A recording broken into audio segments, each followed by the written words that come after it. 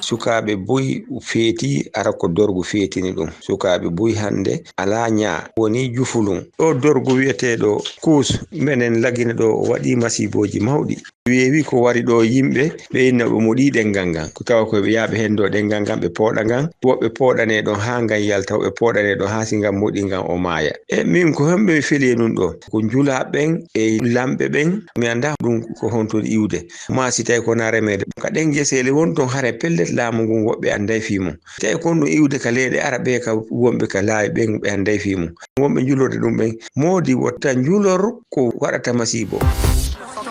Oɗo dorobe bonɗo hande ala to ala fata e nofuru ma nanane walla koto yitere ma yiya hande koko sare e nder Afrique hayɗo e nder leydi Mauritanie hande o monɗo ɗum noon minen kam ɓuri fof musi min hen tan hande ko sukaɓe meɗen aynaɓe baali dawannoɓe guesene ndemoya ala ko gandi so wona ndema e gaynaka hande ko ɓen naati e oɗo bone natiri hen kadi yo bon jomum hulata hersata ala ko huuli wadde ɓalli mumen fof maayi ha mbi bidik hande sagata ma hoccude hande hay sac maaro 50 kilos tan jagga e jungo mum sagataɓe fof ɓalli mumen maayi bidik ɓerɗe ñawi kulol ala gacce ngala ɗum ɗon noon foti ƴeewede koto immi to addoɓe ɓe ko ɓen poti lijitede ha yiile yiite ɗum ɗo haaɗe.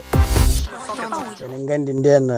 ko huɗo ko yimɓe jawinatno woɓɓe ne mbiya ɗum simme bonɗo woɓɓe ne mbiya ɗum yamba woɓɓe ne mbiya ɗum suruma en gandi huɗo koko naturel ko huɗo mo Allah funni sa jaggi ɗum noon a jawini ɗum ene wawi ɗawindema kono safro eyyi hande noon drogue aji gaddireɗi ko drogue aji mbaɗi chimique mbaɗi toxique eyyi adi mbaara aɗi gaña aɗi kañina ko wayno héroïne en ko wayno kétamine en hettuji ɗi ne kewi ɗi ko pinguireɗi ɗi ko jarteɗi corɓinteɗi eyyi donc noon enen gandi kam kurus woni drogue ka gonɗen e dow mum o eyyi so tawi noon drogue watti nadde e nder prison e firtiranno naata e leydi nde e duwaño ko ɗaninoɗo eyyi ittar ɗum ko mbasen dogde yimɓeɓe yiyandam neɗɗo koma walle neɗɗo koma fooɗe e neɗɗo koma waaje ha mbawa iwde koye goni e dow mumen ko Allah walla ɗumen.